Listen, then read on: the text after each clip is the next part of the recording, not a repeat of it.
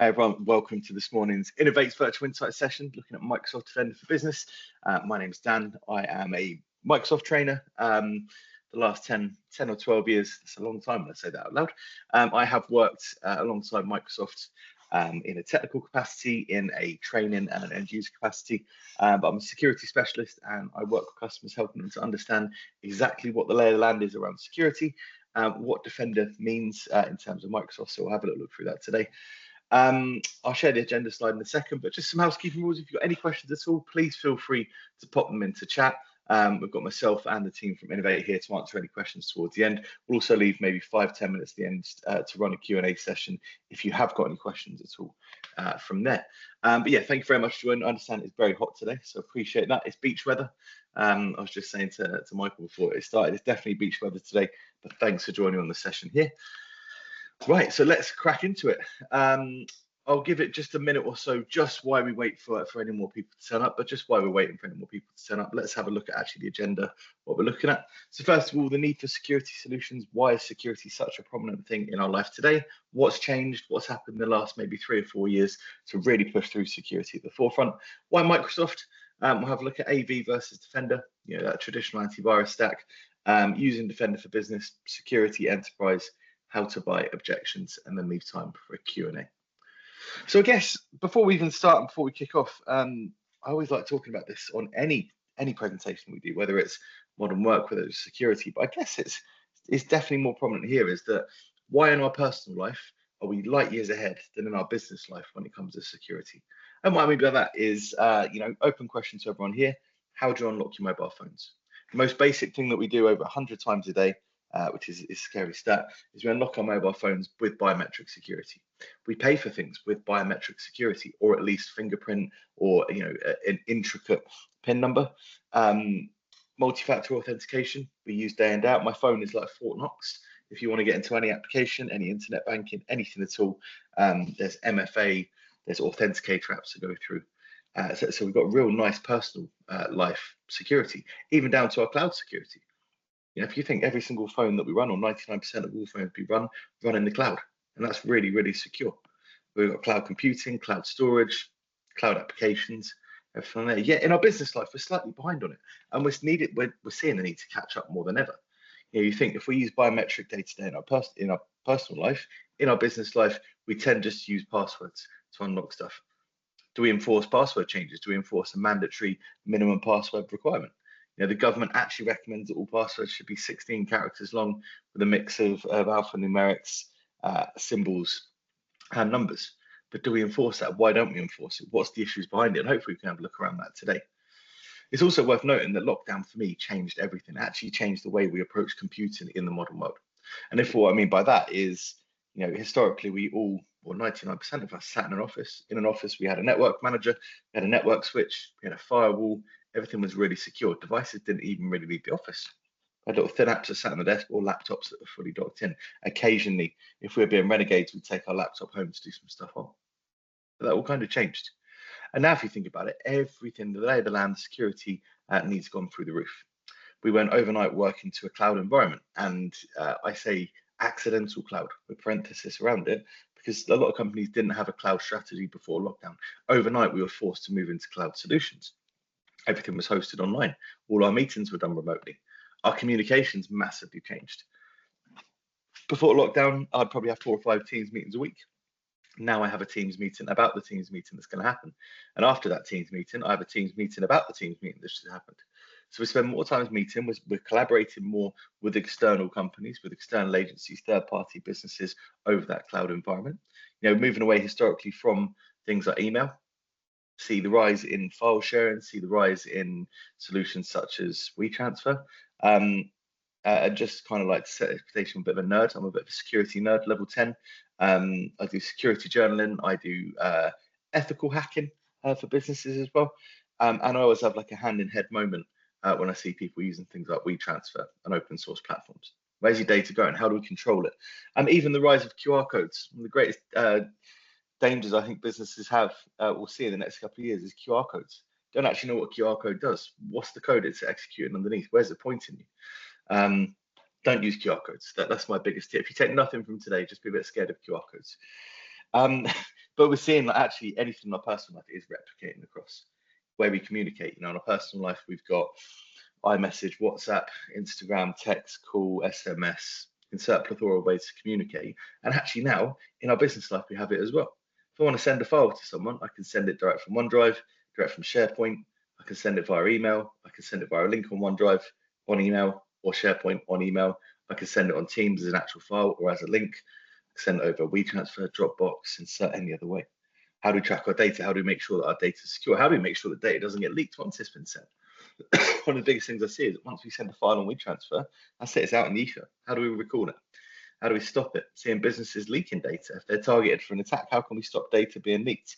How can we make sure that computers aren't being used for the wrong reasons when people are working from home?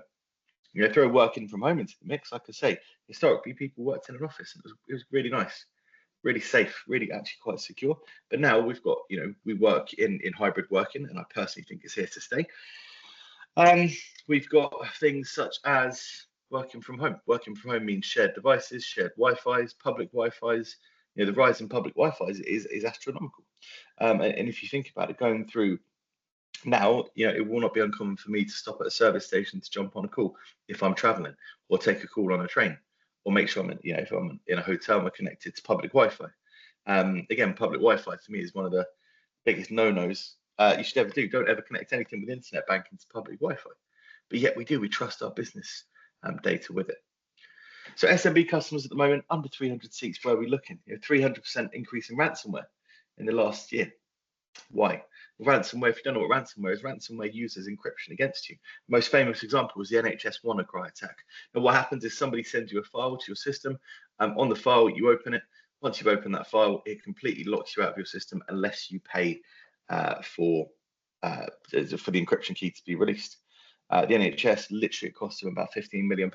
Someone opened a file, the file spread across the entire network. It locked like 80% of the NHS out of their computers. That's catastrophic. Millions and millions of pounds had to be spent. However, in the SMB space, this was never a worry. Businesses, and bear in mind, this is a multi-billion pound business a year that these hackers and targeters are operating. They never went after the SMB customers because it wasn't worth the risk versus reward. But actually now they're seeing SMB customers as easy targets.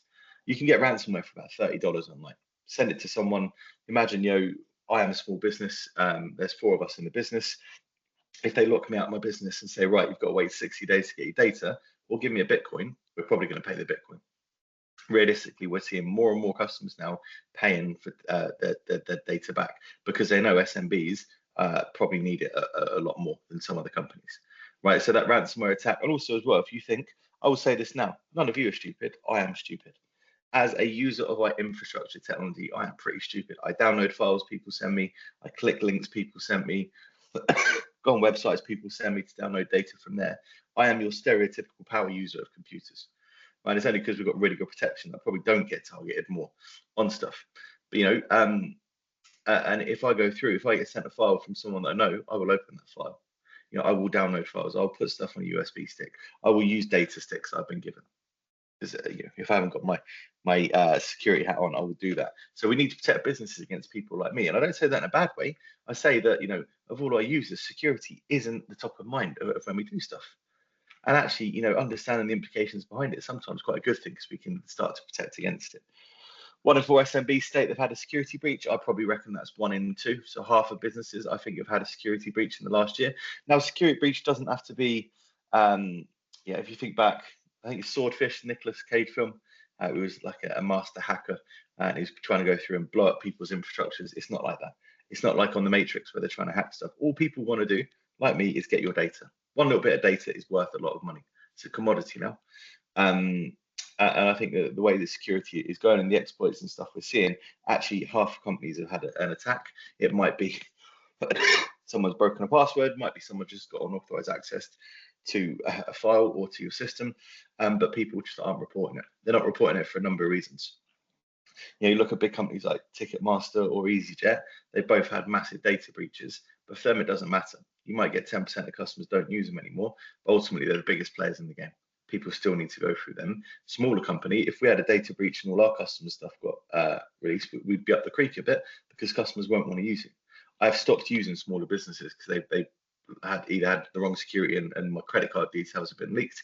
There's quite a big effect on that.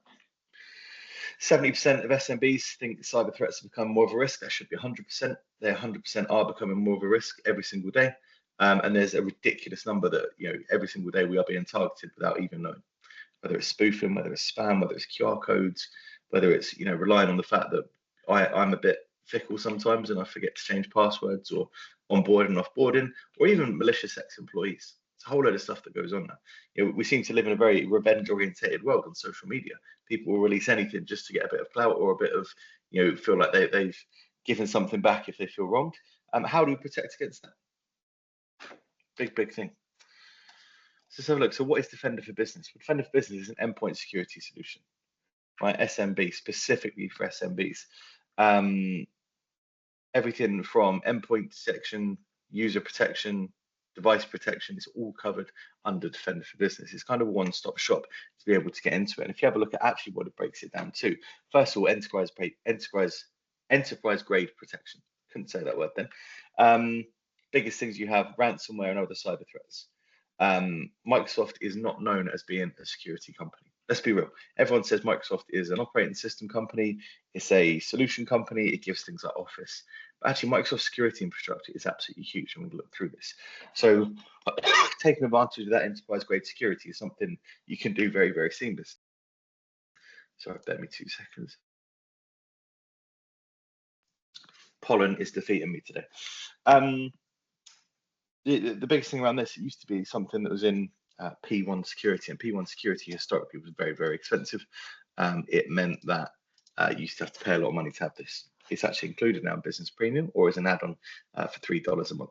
So it's a real cost-effective way of doing it. It's also easy to use and simplistic. I'm going to look actually why that's important getting as well.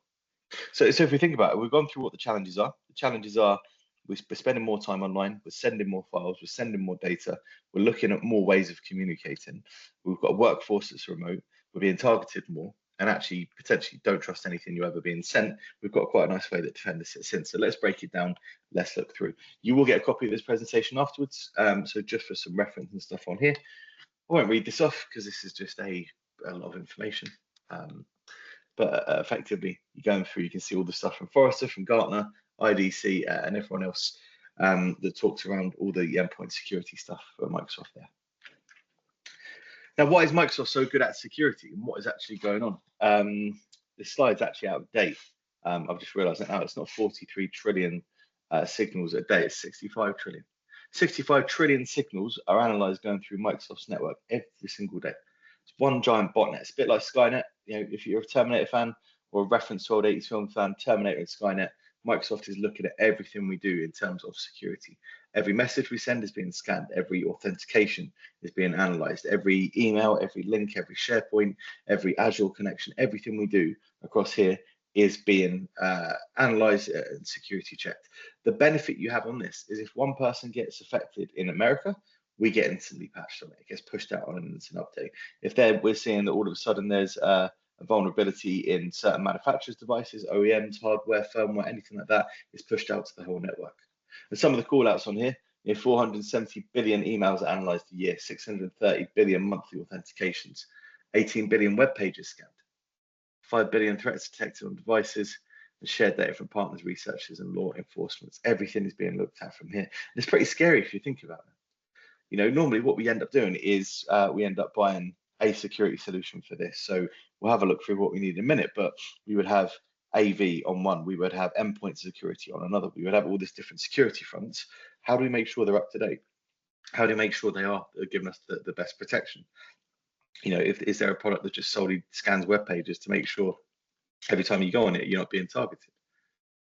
What about all the other stuff on there? Is there infrastructure? Microsoft have always got a great position on security because they own the identity space. The artist formerly known as Active Directory or Entra will always be there, and Microsoft runs all their security through that. So we know straight off the bat your user is protected, your identity is secured. Let's spread that out to the rest of it. Now, if we look at some more on here, 4,000 attack blocked per second, top right. Or identity authentication threats per second globally. That's absolutely insane. 65 trillion signals, 300 threat actors tracked, 100,000 plus domains removed, and 135 million managed devices. They're going through those devices, are giving us insights all the time on that security landscape.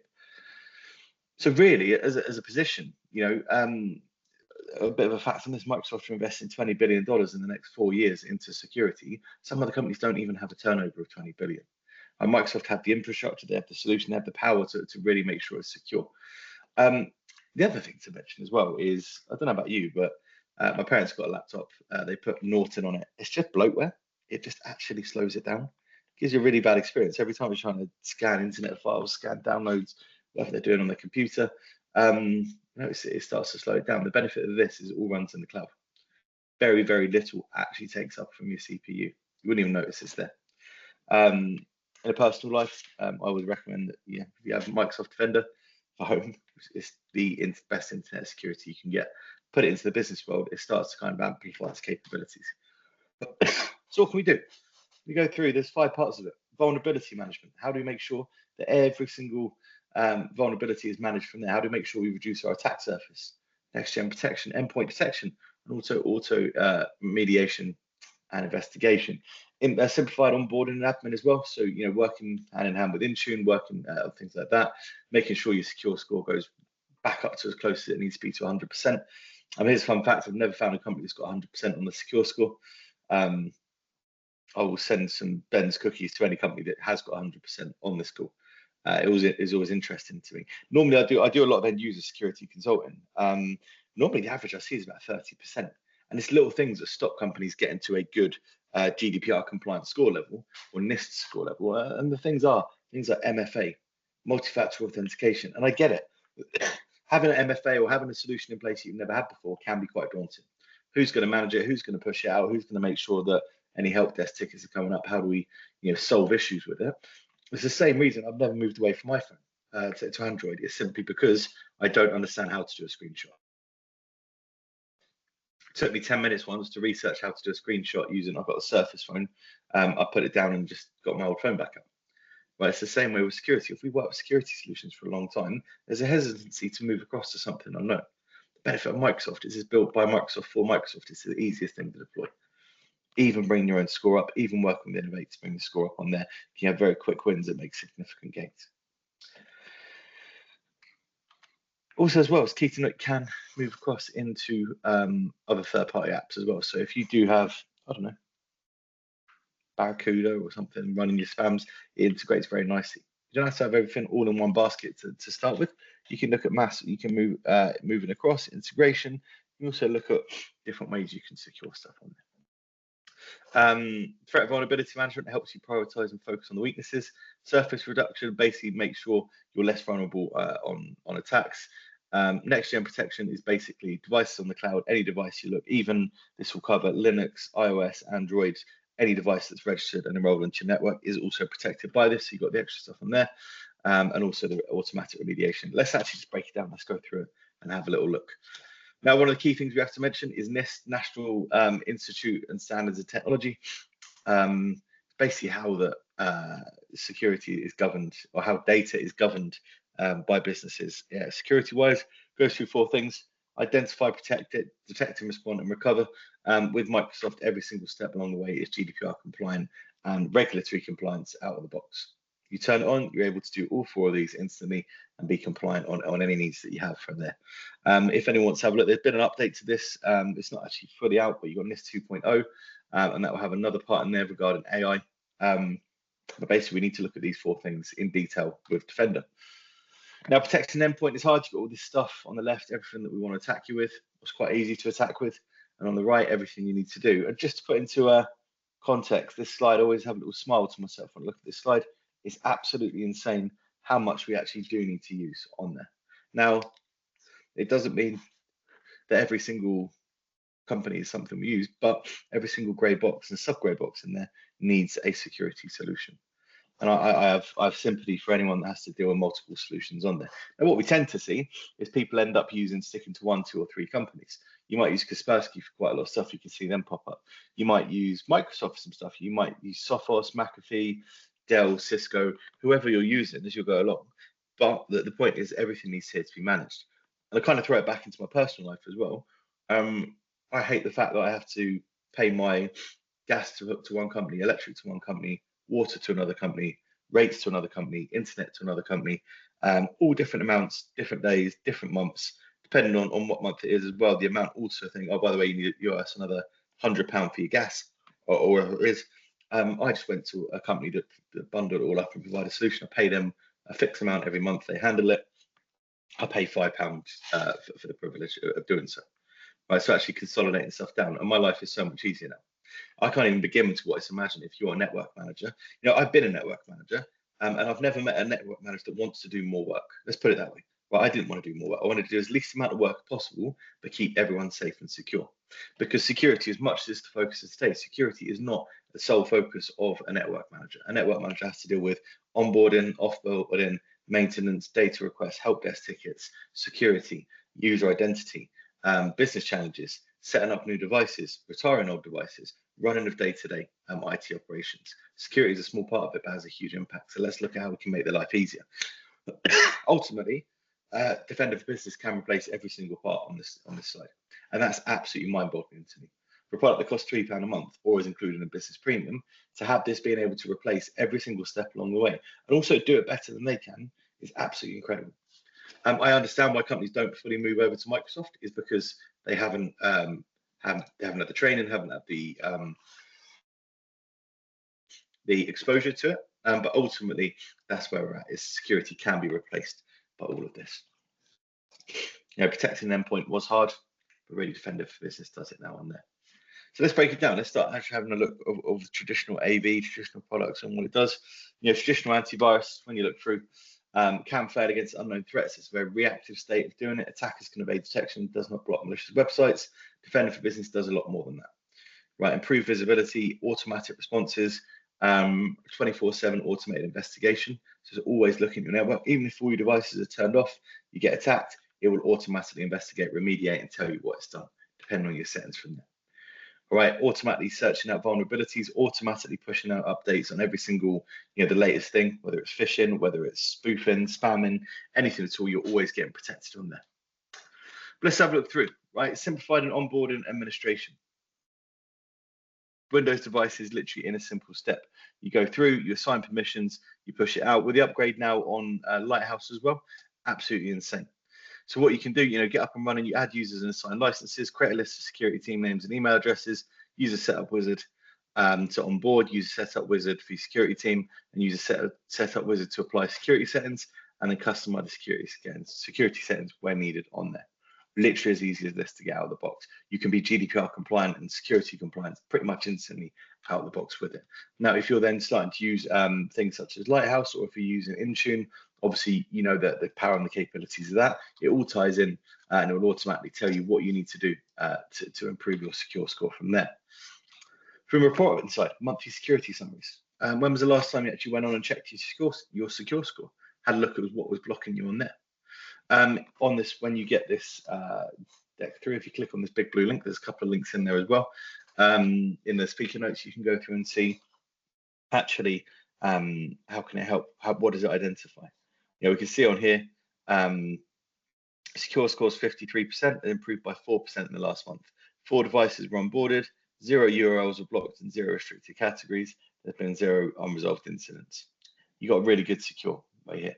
So it'll tell you how to fix it. It'll give you good insights, and it will also see your threats prevented by Defender. If you go through and seeing that, we keep being attacked on this vector, maybe it's time to do something about it. If we see that our devices are constantly being threats being prevented by Defender, actually, what can we do about this? How can we change our policies? Why don't we review our security access policies? So it allows you to make informed choices on there. That's one of the biggest things, an informed choice based on data. Vulnerability management, you go through here. Again, you get a nice little dashboard. You don't get a dashboard, you get a dashboard. You get a config score, so it will tell you what every single configuration you need to change. It will tell you, cool, what's your vulnerable software? How many devices have you got exposed? What's your security recommendations? You click on it, it takes you through it, does it for you on there. So you can see you've got applications that are running out of date on the top right. Update to Adobe Acrobat, disable JavaScript, update to WordPress, all these different things. Every time you've got an application that's out of date, it's the biggest window to attack. Literally, because people are publishing what the expose is on that solution.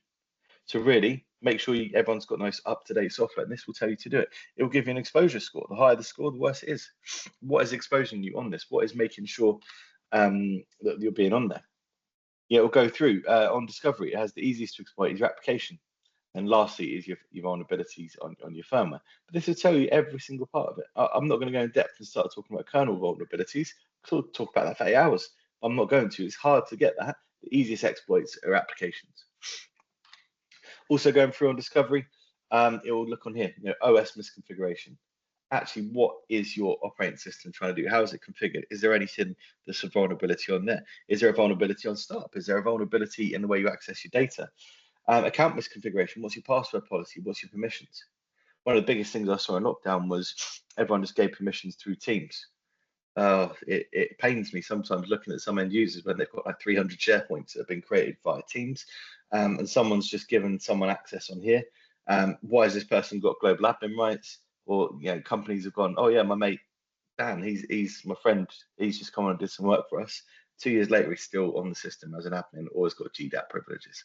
Like, let's have a look around that. Also, as well, it'll give you an insight saying, look, your password policy is pretty bad. Let's enforce minimum password changes every 6 months. And don't let that be something scary. A network manager, one of my biggest banes in my life was resetting passwords. Probably 10, 15, 20 times a day, password reset request, and they can't access their emails to see the reset password. So what we can do is give people the power to reset their own passwords. Using Authenticator, using passwordless technology, can all go through on there. We can enforce really good policies around it. When it comes to app misconfigs, application misconfigurations, let's have a look. Where is it accessing our data? How is it going through our solutions? How's it going through our stack? What could be the issue off the back of it? And also as well, network misconfiguration. It's one of the easiest ones to do. If you set everything up out of the box, you're normally pretty safe, but there could be an open port somewhere that someone's accidentally left open. You might have a test server, you might have an application server, you might just have someone on your SharePoint that's left open on there. So being able to go through and just know that this sees everything. It's not like one product that will look at one thing. Defender will literally protect against right through from the user logging on to your server activation and your server analysis on there. Attack surface reduction, ASR. How does it do this? Let's go through it. Let's have a look. Goes through. Any threats on there? What is it going to do? Well, we're going to block Office from injecting code into other processes. Not impossible that we see that. We see that quite a lot, especially with macros. Have you got protection in place against ransomware, malware? Block executable content from emails and webmails. Actually, that could be a good thing. Are we stop making sure that any file that's being opened when we get sent, is it open in a sandbox environment that's not on our operating system? Effectively kills 98% of ransomware attacks just by using Defender. Goes through, has a look at the devices, has a look at detections, tells you whether you're good or you're bad. Are you good or you bad, blue or purple, or is it turned off? We need to have a look at that, and it'll go through and give it on this. It'll also visualize the impact, so you can really see where you need to move into security from there. The way it does it is through this as well. We've got different ways. You've got application, you've got network, you've got device control, web protection, ransomware protection, and ultimately, on the right-hand side, you can see isolate access to untrusted sites. Just don't let people go on websites that are bad. I know we've got internet blockers and we've got stuff like that, but actually there's ways around it. And also as well, where is the website hosted? Where's the data? Where's the traffic going to and from? Are you receiving data to and from maybe a European country or Russia or China or America or South America? When you haven't got that policy in place, why is data going there? Really break it down. Only allow trusted applications to run. That's a big one. How many apps do we have? I mean, on my work device, I've got Steam, I've got Spotify, I've got a lot of stuff, Discord, everything running on here. I'm a geek, I'm a nerd. I only do it because I've got my device locked down, but really all of that is potentially risky to businesses as well. If you've got Discord running or you're allowing employees to download whatever they want onto devices, how can we stop that? How can we stop that risk? We never want to stop people accessing their own data, and that's a big thing. Defender still allows seamless access to your data, but it's the unwanted data that could be transmitting back and forth, even down to blocking things such as Dropbox or WeTransfer, blocking any data going through to any websites like that. Definitely worth looking at. We don't want people being able just to upload and download as and when they want. Also as well, your rules on here, so you can have a look on this. Automatically, probably not these are top of mind to do. You can see, right, block executable content from email clients and webmails, block only office communication applications from creating child processes. Script rules, we're going to stop Visual Basic, Python, macro code. We're going to stop from launching downloadable content. That's quite a good one to have. Blocking JavaScript or Visual Basic from launching downloadable content. Send me an email, cool. Open an email, open an attachment. I'm going to block it from downloading anything. And that's when I say, things like QR codes. QR codes, you don't know what they're doing in the background. Yeah, cool. Click here to come to my website, but what is the code it's launching? What is it telling you to do behind that website? Stuff like this can be nipped in the bud quite quickly. Web content, you can see on here. Adult content standardly is normally blocked by businesses. Gambling, cults, nudity, sex education, tasteless violence. But actually, high bandwidth. Let's block those sites. Peer-to-peer, streaming, image sharing, download sites, legal liability. Actually, from a legal liability, what are we looking at? Illegal software, school cheating, self-harm, criminal activity, child abuse images, all this stuff can literally be disabled at a click of a button. And because it's constantly being added to, go back onto those websites. 18 billion is scanned. Defend against every single year. That's what we're having a look on here. They can break it down into categories. You can go on scope, you can go on summary, you can go on general. Even like things like gambling, right? Now, my internet policy in my business is pretty lax. We can go on any website we want to because we have to do security stuff. But how many staff are going on in the Euros and putting a little bet on through Paddy Power or having a look at stuff like that? We do it because our work device is now blurring into our personal device a bit as well. If we're sat 8-9 hours, especially working from home, I need to go, cool, do some shopping, go on Amazon. I want to go on Paddy Power to see what the odds are for the England match tonight, or insert any other sporting event. It can be easily done. Even down to, if we're working from home, cool, got Spotify up, I've got this running, cool, I just want to download some music on here or use this. The rise of nefarious software is getting quite easy. It's hidden behind normal stuff as well. So again, let's kind of nip that in the bud and make sure it doesn't get touched or doesn't get affected into our business. Then we've got next gen protection as well. Actually, how do we stop stuff that looks like it should be happening when it shouldn't? Design basically to catch all types of emergent threats. Emergent is the key on that. Stuff that isn't well known at the moment. It's not a virus that's been out for 2 years. It's not malware that's been out for 2 years. The stuff that's being literally targeted day by day, it's being pushed out. It can be programs running processes they don't normally run. So all of a sudden, if you've got, I don't know, any application that just starts trying to run a back-end process in Win32, cool, it nails it down, it will stop it. Could be an employee logging at 2 o'clock on a Sunday morning. It could be someone just behaving differently. I'll give you an example of this. I travel quite a lot with work. Europe, Turkey, Middle East sometimes, America. My computer blocked me the other day. I was in Turkey. It's like 2-3 o'clock in the morning, and I started just pulling large amounts of data off a SharePoint I never access. And I needed to do it because I was building a presentation for the next day on a really obscure subject. But because it's sort of right, Dan's authenticated using his user. He's on the right device, but he's in a foreign country. He's pulling large amounts of data, and he's doing something he doesn't normally do. We're going to kick him off the network. Right, we are going to block him because this looks like suspicious activity. Now, as far as I can remember, I never set that policy up. I set a policy just to do behavior-based stuff, but the fact that it understood that I wasn't in my home location or a location that was trusted by me, and I started pulling data off, it basically blocked access until I could re-authenticate and confirm I was who I said I was on the reason on there. Think how much that can protect you and your staff. If we're especially going to start, future-proofing ourselves, this is the kill switch to AI. If you have an AI system on your work system and it ever goes rogue, someone accesses it. Now, AI is not a danger. I'm an AI expert as well, and specialist. I deploy it on quite large scales to businesses. AI is not a threat to your business. Leaking data from AI is not a threat to your business. Users using AI is the biggest threat to your business, in the sense that if you have not protected your users correctly, AI will not send data out. It will not leak it. It won't do anything nefarious, but it can access data very quickly. Right, with AI now, if I really wanted to go into my SharePoint and find finance documents, monthly finance reports, director shareholding reports, I've probably got permission to try and find it if I wanted to. With AI, I could just ask it a question, go, tell me how much this person gets paid. In theory, it could find it. If I've set my SharePoint up correctly, it's got no chance of finding it. However, the behavior part of it is something that this can future-proof against. If you have all your users and the system knows what you do, AI cannot be used to find data badly. It cannot be used to start behaving differently, because it will kick you straight off the system. It will stop you doing that. It will block you if you're acting as a threat. So say for me, if I hacked into one of your systems, I got hold of your AI and I start behaving differently to what the user normally is, it will block me from accessing that. Future proofing, it's a kill switch. It's stopping you doing everything. So just to reiterate on there, don't be scared of AI. AI is not going to leak stuff. AI won't take over the world. AI will change how you work, but the user and AI is the biggest target for anything, because if you can target the user, it goes back to everything we've looked at. How do we make sure the user is protected? How do we make sure we use things such as MFA, conditional access, these basic stuff? Protect on that, AI is not a threat. If you don't protect on that, people can just gain data very quickly.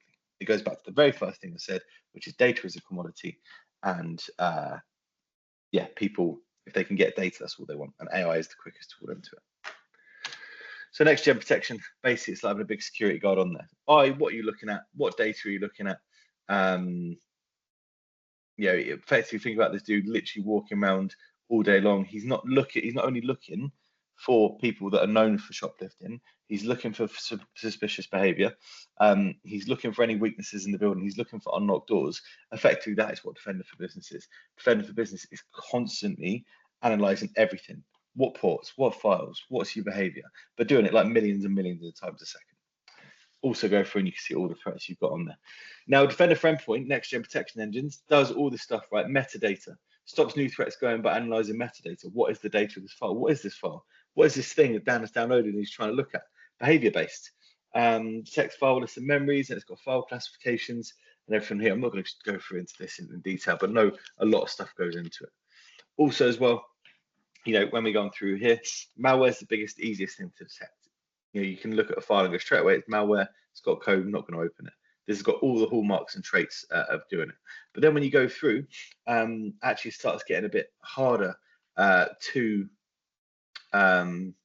detect on it. So the next generation protection that we talk around, basically it delivers machine learning, behavior analytics on everything. And this is when I said, you know, if we get right down to the end where it's big data, this is where the Microsoft signals come in, because you could maybe get through malware onto your client side. You could maybe get through cloud metadata. You might be able to get through onto the thing where it says like executed files, but really you can't get past the signals, because everything that Microsoft does is scanned. And as you can see down here, the more intricate threats get, actually the more sophisticated the security gets as well. You know, machine learning model for the client, anything that's malware just won't work. Then we go to machine learning powered cloud rules. Then we go into here. So if a file actually gets through, suspicious files uploaded for inspection by multi-class deep networks. Then it goes on here, suspicious files are executed in the sandbox, and then automatically classified threats. So really, the harder something tries to attack you, the more security has to go through anyway. Very, very rare you'll get attacked on anything. And when we have a look on the behavior monitoring, here's what it looks like. Goes through, looks at files, keys, processes. From the side of it, it also goes through and says, right, a file name was created, an auto run key is created, has an attribute indicating it's an executable, it's a reported infection, and it requests a memory scan through there. It will literally stop it dead in its tracks, because it knows what security is. And because it looks at everything, from the moment you turn your device on, the moment you access your files, it's able to protect against that as well. Endpoint detection, pretty much this. When a threat's detected, alerts are created, and it goes through. You can see every threat, every alert, everything that's happened. You can go, right, what the process was. If you've got an incident, it'll be the same thing. So if you see the same attack go across your entire network, you can see, right, what's the severity, who's it assigned to fix, what's the time, and you can run through and see everything on there. Automatic disruption, automatic remediation also stops that, and it uses AI models to do so. Right, so it contains the infected devices in real time. Don't have to react, don't have to respond. If it's 2 o'clock in the morning, it does it automatically. It uses AI to disrupt lateral movements, again, to stop it going to the wider team, whether it's removing it from the network, removing it from a secure team, the artist formerly known as Active Directory, whether it moves you from there straight away, you can do that. And also as well, limits the impact from your business. You can see on the right-hand side, if you've got your binoculars on slightly, automation suspended possible compromised account, and also suspended and blocked possible compromised mailboxes. That's a hard stop, and it will stop it spreading out. What it does mean though is a network manager can come in 6, 7, 8 in the morning whenever they start work, go through it and actually have a look. So we can know that overnight or in real time, you do not have to react to this. Defender will react from this. So it contains it, it automatically responds, and then from there, it's all added to the incident report as well. So we have a look on what it is. Right, so attacking machine. Right, it's not onboarded. This is not a secure device. Attacker logs in with the compromised credentials Alice and creates a backup Bob. Right, activity is affected. The RDP session is terminated. Alice is incriminated and contained. So straight away, attackers connect with Alice's credentials via remote desktop to drop files onto there via machine A. It can't do that. It's now contained. Right, after failing step 1, the attacker uses Alice's credentials to remote encrypt. Activities blocked. They are now contained. So now we're looking at machine A, B, C, and D on the right-hand side are protected. After failing step 2, attackers use Bob's credentials to remote encrypt over SMB. Bob is automatically incriminated by association and lateral movement is stopped. Right, every single step along the way there is built to stop you from AI straight away. So we're saying, look, that from a machine where we're not, ever used before, we're not enrolled, it's trying to do something straight away. That entire user's identity is contained and stopped. Now, the benefit of this is just means you can stop that lateral spread. Ransomware can be stopped. The WannaCry attack, NHS, won't happen. WannaCry in your business will not happen. Threat vectors will not happen. It will not spread. You're basically, cutting the head off of it before it can spread about and start biting other things. And also the incident as well. What do you actually see? We see the story, exactly what happened, click by click. Was it a user that clicked something on an application that ran this? Cool, have a look at your apps.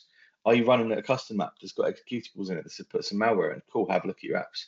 Is it a network access port? Is it a guest worker? Is it policies you need to change? And the best thing is once you've done all this, you click on it and go, cool, fix this for me, and you put the Defender policies in place through Intune.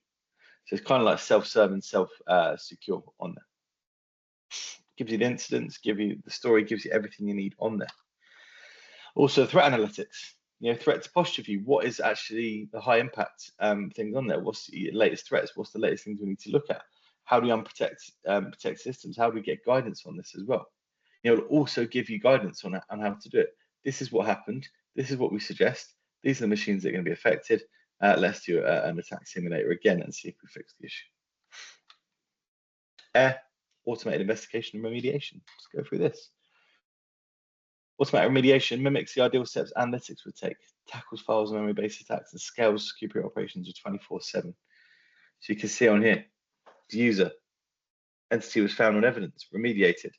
Files were found, remediated. Machine was targeted, remediated. What's the alert severity? What's the detection source? What's all this stuff we can look at? Go into it, why should we use it? What's Defender threat? Security automation is mimicking the ideal steps a human would take. AI is great, but you can't be a human on how you want to react to your business. You teach it how to do that. It isn't. If a machine has alert auto isolate, it doesn't do that. The biggest thing we have to understand is that data continuity is what we need. We need access to data. Even if a threat is detected, we do not want to shut the entire network down. It's very primitive. It's a backwards way of working. Cool. Tell the computer what you want. Tell the robots how to deal with it, and it will deal with it how you would mimic it.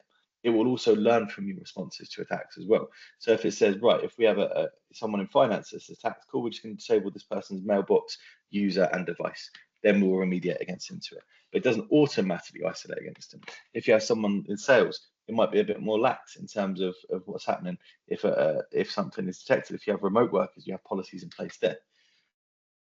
First, we'll go through whether a threat requires action, does it need remediation, deciding what additional investigation should be next, and repeating this as many times for every alert. So really it goes through and really kind of isolates it for your business and make sure you're protected. Goes on to the queue here, you can see every single thing that's happened. Was it remediated? Was it a threat found? Was it investigated? Why was that? What detection source? So you can see here is EDR, it was automatic investigation, antivirus. Here was the device, here was the date, here was the duration. Cool, go through the triggering alerts. Show me all the devices that have been attacked in the last 12 months. Cool, let's have a look. Let's look why they were attacked. Detection source. Let's look at my antivirus. Why have we seen a large attack in my business in antivirus recently? Cool, let's go through. You can also see what's been remediated, what's terminated, and what's personally remediated as well. On the investigation graph, again, you have a look through, you can see exactly what's on there. Again, we got Barbara M PCs. The alert received, right, PowerSpot. malware was detected, entity was found, waited for machines for 5 seconds, it remediated, these files were done, there was an informational alert, it's malware, and we got it through antivirus. 5 seconds it spent doing it, 14 minutes it completed it. Why is Defender good as well? So we've looked at all the stuff it does. It defends against threats. It helps you automatically protect against threats, antivirus, everything else. It runs on everything. You got AVD, cool, it protects on that. Windows 365, cool, it protects on that. Windows or Mac, businesses aren't just Windows houses now. Windows and Mac protects against that absolutely fine. There is no difference in experience. Historically, there's always been a Mac first window kind of way that operations run and applications run.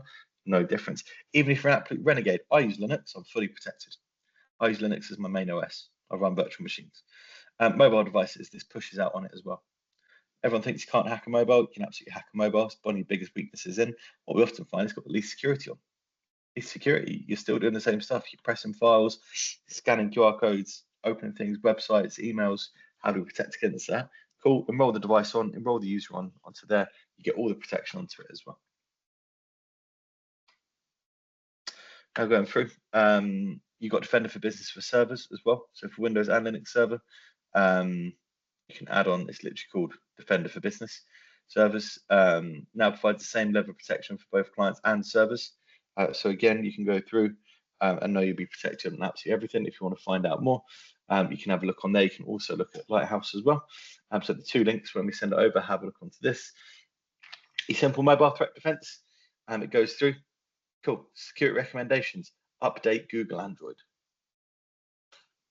I can't stress enough that not using the latest operating system, it's just you've basically given everyone, when the operating system gets updated, they published what the vulnerabilities were. That's effectively all you're doing. And if your businesses aren't updating onto it, it's why the updates are mandatory. It protects against it.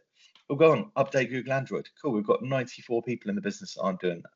Push it out as a policy. Just push it out or tell everyone before they can access your data again, they need to upgrade.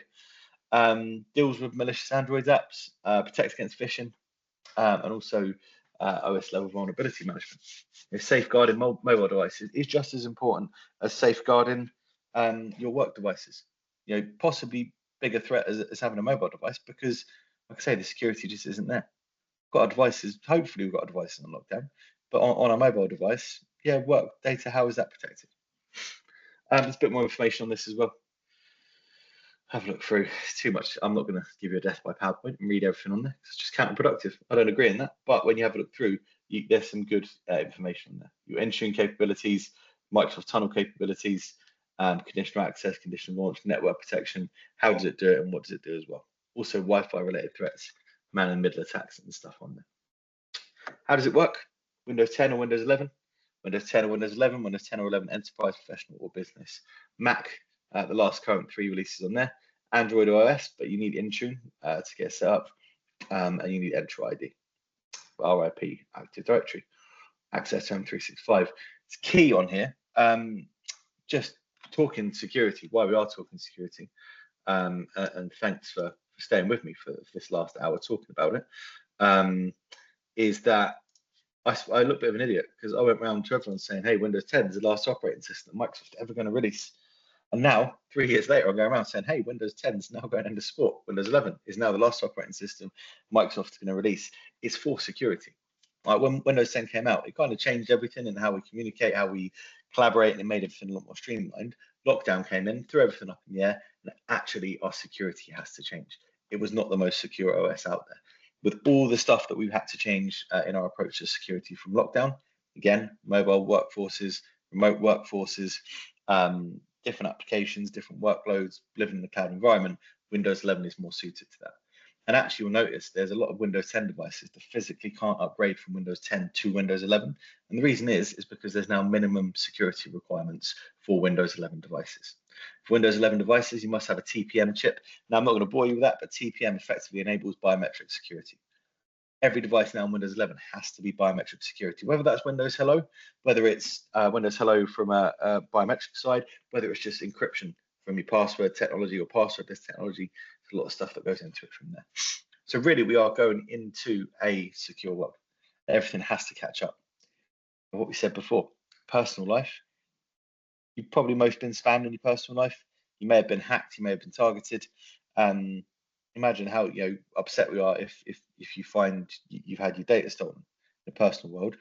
In the business world, it's just as bad, but there's bigger implications. There's fines, GDPR compliance fines, loss of reputation, and ultimately, unfortunately, I'm not allowed to demo it anymore. I used to go on a website. There's people think you have to go onto the dark web to find stuff. You absolutely don't.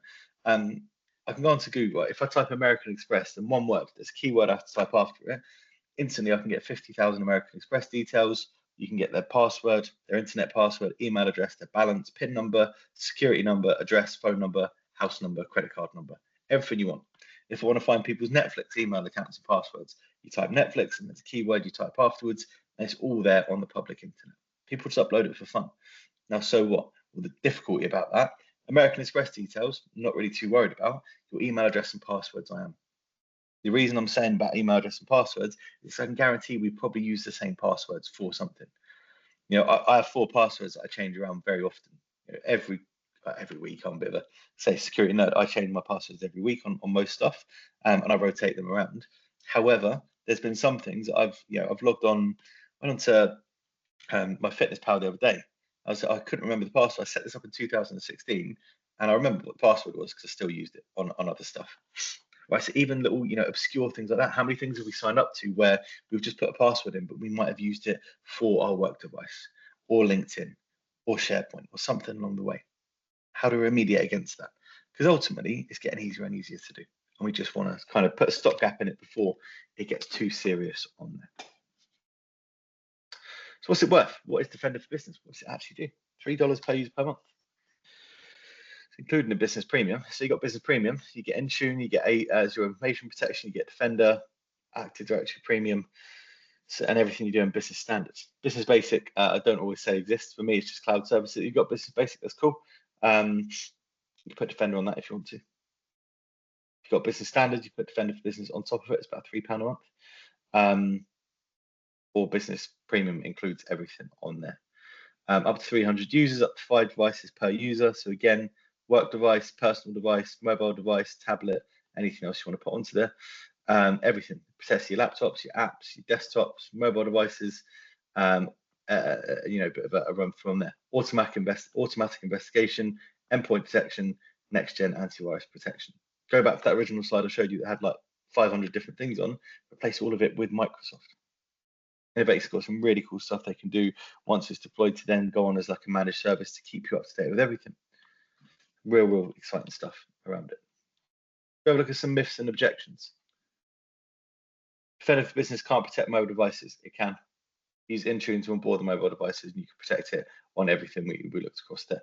You do need Microsoft Authenticator app. Tip from me, get Authenticator app for everything you do. It's free, it's easy to use, and it'll stop you just ever from having to worry about resetting a password or asking someone to do it. Do it yourself. I use Authenticator for everything personal as well. Internet banking, a few other bits, I choose Authenticator for it.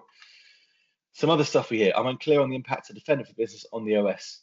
Right, the Defender for Business core antivirus is built into Windows. There's no agents to deploy. It's cloud powered. So the main agent is built in, but it accesses everything through the cloud. The power runs through the cloud. Much the same as, easiest way of describing it is running AI. If you run it in the cloud, it doesn't take up the PC. Run a virtual machine in the cloud, doesn't take up the power of your PC. Antivirus are also starting to follow in that. I heard that Defender for Business is the same as Defender antivirus that comes on Windows. Antivirus is absolutely incredible. Comes on Windows personal devices.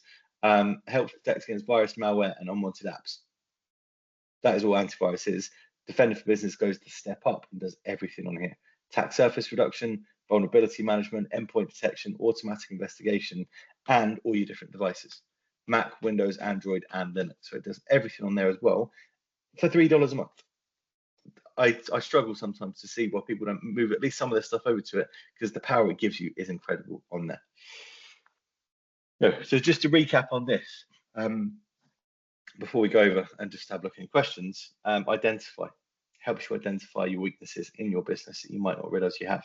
Right down from that little port that's been open to your devices, to your users, to behavior. Protect goes through. Enterprise grade security, both device and users. Detect and respond and then recover. Automated investigation, cost-effective protection. actually cybersecurity at a price that works for you and your business, easy to scale, easy to manage. Go back to what I said around the whole gas, electric, water, council tax, internet. Just pay a company to do it for me now. So much easier and easy to use on there. Don't have to be an expert. What of Innov8? Innov8 out the spot can bring up your security score by a huge amount on there. And actually, if you want to tinker with it as you're going along, it's very easy and intuitive to do.